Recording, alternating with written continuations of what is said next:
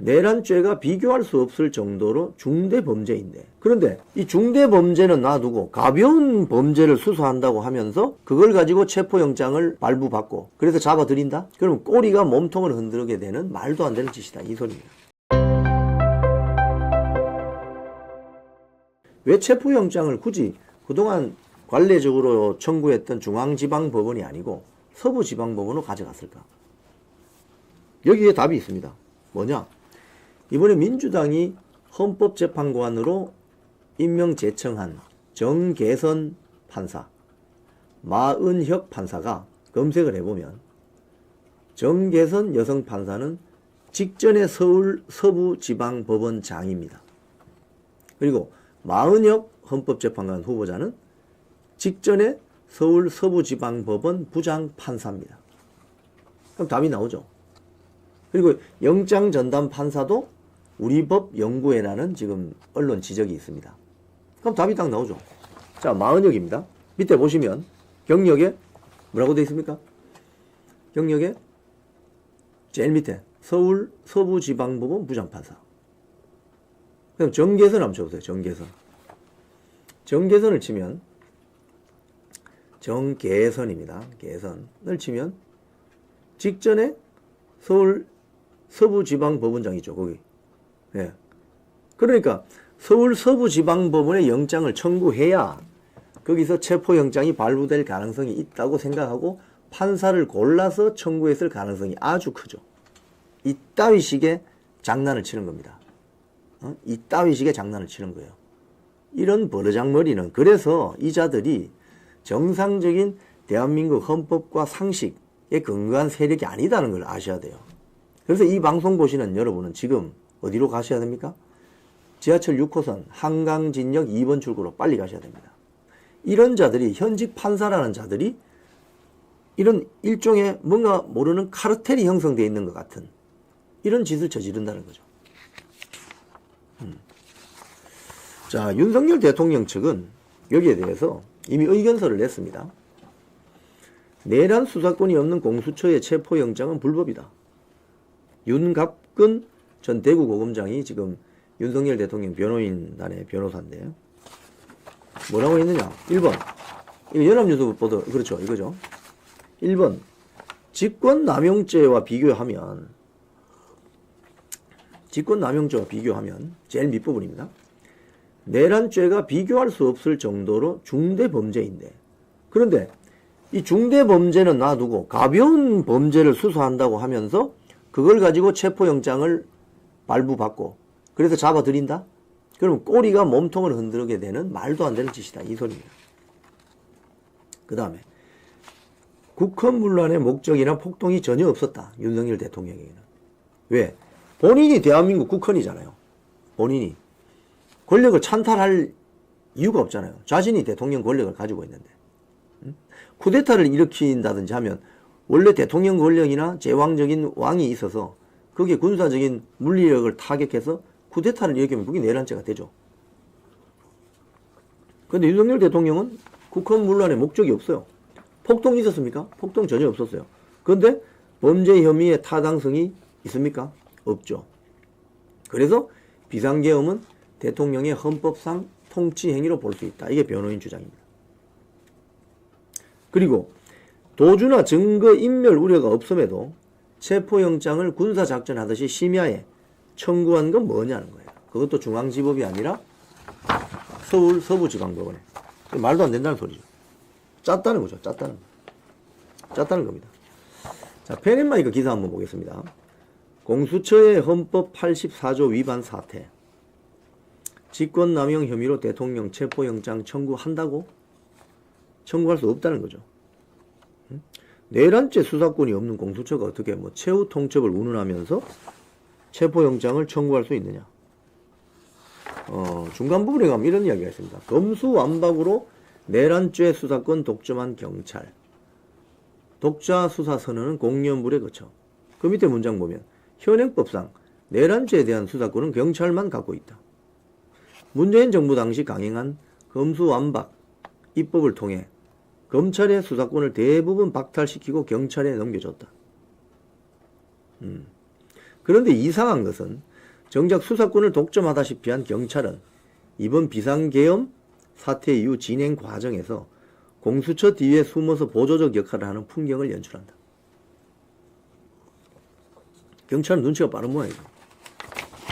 자, 그 다음 굵은 서브 타이틀을 보면 공수처가 직권남용 혐의 수사를 위해 대통령을 체포하는 행위는 헌법 제84조 위반이다. 이 무슨 소리냐? 직권남용 혐의 수사를 위해서 체포영장을 발부받아서 현직 대통령을 체포할 수가 없거든요. 왜? 현직 대통령은 내란죄 또는 외환죄로 기소되어야만 됩니다. 현직 대통령 신분을 유지하고 있는데 내란죄 외환죄가 아닌 직권남용, 뇌물수수, 등등등 다른 어떠한 죄목으로도 현직 대통령은 체포할 수도 없고 조사할 수도 없어요. 형사소출할 수 없다는 겁니다. 그게 바로 헌법 84조의 정신입니다. 그 밑에 보시면 헌법 제84조에는 쭉 내용이 나옵니다. 조금 더 내려가시면 헌법 제84조에는 대통령은 내란 또는 외환의 죄를 범한 경우를 제외하고는 현직 재직 중에 형사상의 어떠한 소출을 받지 아니한다고 규정되어 있어요.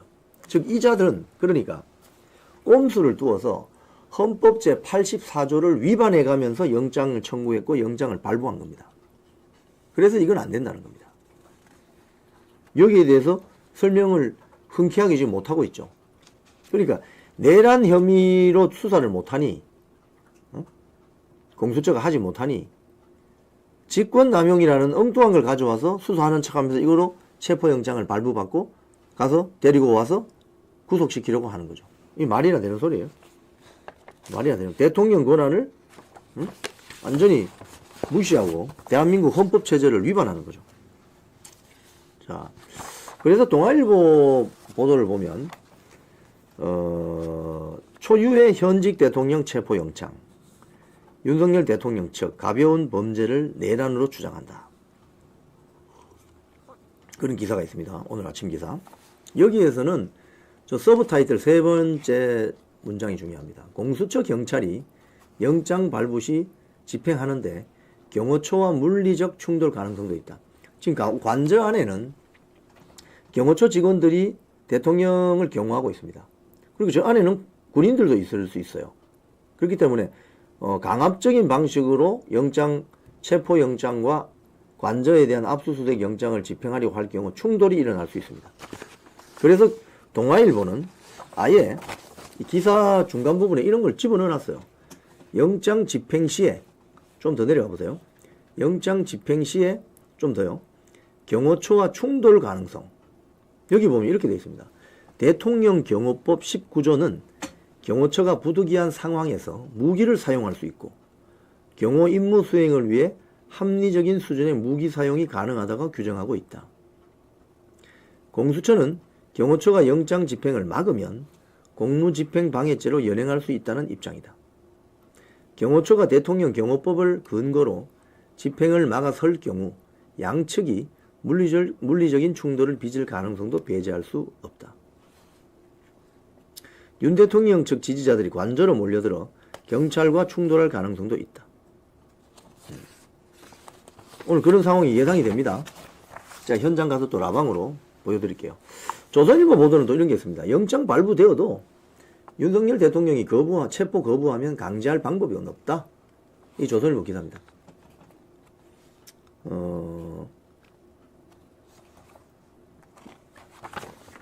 강제할 방법이 없다.